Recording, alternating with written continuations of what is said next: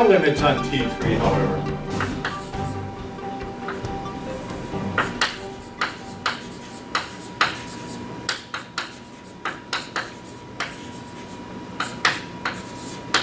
So your gas turbine blades are spinning around at a very high revolution, 20,000 RPM or something like that. And we need, if the temperature is too high, the blades will fail. And so the limitation usually is based on that physical fact, but also on the time between servicing. So for industrial things,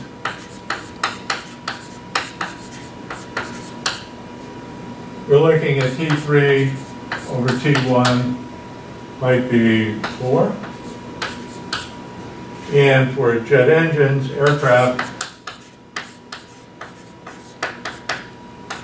T3 over T1, probably 5.5 or higher. And one of the things that happens here is I can move to air-cooled blades. So with the gas turbine blades, I can have them air-cooled, so I can have them at a higher temperature. You could have ceramic coating. There are a variety of things that you can do.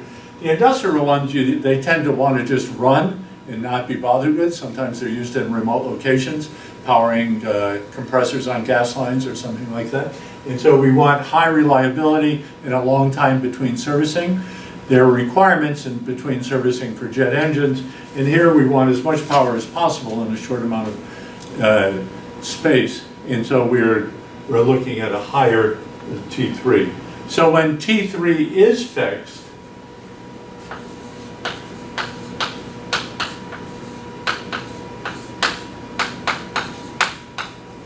there is an optimum pressure ratio.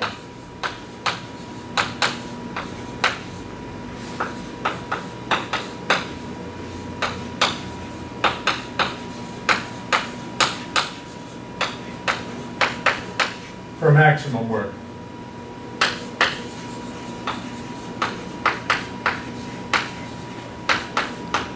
So you're going to take the derivative of the work with respect to T3, and we come up with R sub P is equal to T3 over T1 to the K over 2 times K minus 1. And this is on the bottom of page 486. So on the bottom of page 486, in about 2.5 to 3 inches, we go through the derivation of this, where we're taking the first derivative of the work with respect to this T3 and finding out what the actual values would be. And I thought so I substituted in for different values of T3 just so you could see what the values of R sub P would be. So if T3 equals 1500 degrees K, T1 is 300 K, and K is equal to 1.4, I get that R sub P is equal to 16.7. So my optimum pressure ratio is that. On the other hand, if I increase, and you notice the efficiency increases as R sub P increases. It flattens out, but it keeps increasing. And so if I increase T3 to 2000,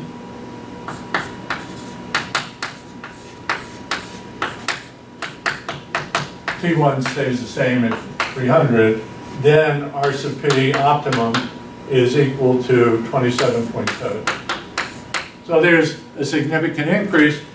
As the temperature goes up, the reliability goes down, and I need more frequent inspections. So basically, if you have a T3, you could figure out what is the best R sub P. And so that's what this closed cycle analysis tells us. We couldn't do that for an open gas turbine system. So this enables us to gain that insight. The other thing we can look at is efficiency. So one of the things that this assumes perfect efficiency.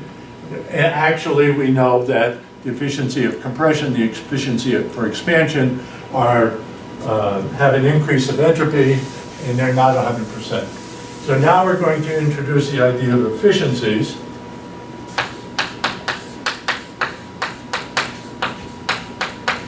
And this applies for actual engines as well as the ideal, but we're illustrating them here. And so if I look at this on a TS diagram, 1 to 2.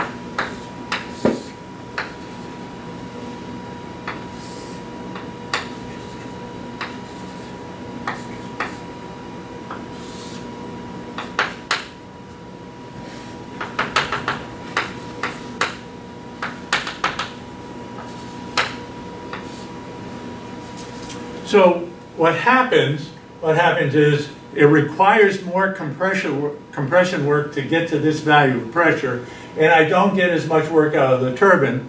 And basically, the work of the turbine is del H, which is C sub P delta T. I see that delta T is reduced across the turbine, and delta T is increased across here. So WT is reduced, WT goes down, WC goes up, and the thermal efficiency goes down. And typically, the turbine efficiency is better than the compressor efficiency. So typically, the turbine efficiency is 2 to 3% better than the compressor efficiency. So eta sub T is 2 to 3% greater than eta sub C, the compressor efficiency. So now let's look at an example, and part of what this does is going to explain the development in World War II, which is not quite 100 years ago, but a long time ago, was the development of gas turbines, and one of the challenges they faced is that the compressor efficiency was low, the turbine efficiency was low, and basically all the work of the turbine went to the compressor, and none was left over to make the engine go. So if I look at eta sub C is equal to 0.6, eta sub T is equal to 0.7, R sub P is equal to 8,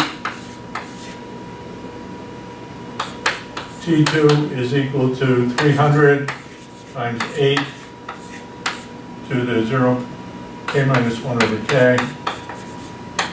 So that's equal to 543.7.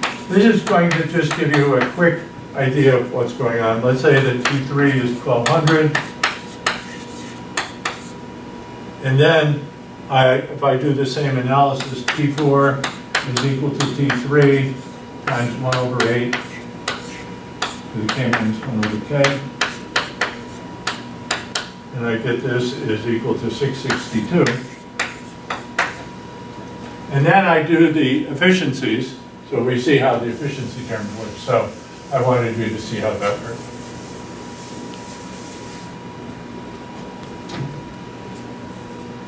So 0.6 is equal to H2 prime minus H2 minus H1 over H2 prime minus H1 is equal to T2 minus T1 over T2 prime minus T1. And if I substitute in, I get that T2 prime minus T1 is equal to 406K. So if I look at that, I'll get that value. And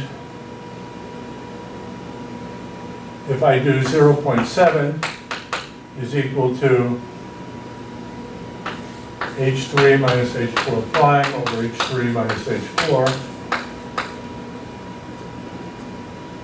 is equal to T3 minus T4 prime over T3 minus T4, I'll get that T3 minus T4 prime is equal to 376.6. So what happens is WC is equal to C sub P times T2 prime minus T1, and this is greater than Wt, which is equal to C sub P times T3 minus T4 times. So with the example I picked, the engine wouldn't run because the compressor work related to this isn't big enough to even drive the compressor needed.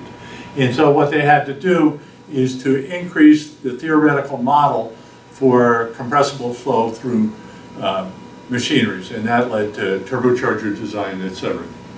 And so this was the driving force back in the 1940s to come up with jet engines that had greater efficiencies, and they had to come up with a better analysis and modeling of the gas flow through the turbo machines. So now let's look at example 14.2.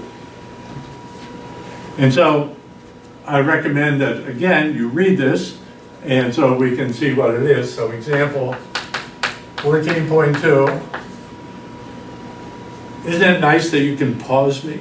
So it's possible to do that. So we'll draw our sketch. What's going on?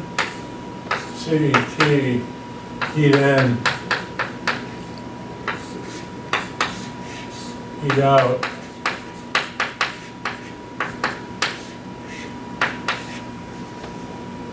One, 2 prime, 3, 4 prime, heat in, heat out. And we're given the following information. T1 is 300K. T1 is equal to 100 kPa. R sub P is equal to 10. T3 is equal to 1350. Eta sub T is equal to eta sub C is equal to 85%, 0.85. So we have this information going into this, and we're going to assume that it's air. So I'll assume that it's air. Air is the substance circulating through this. And now what I want to do is work our way through the cycle.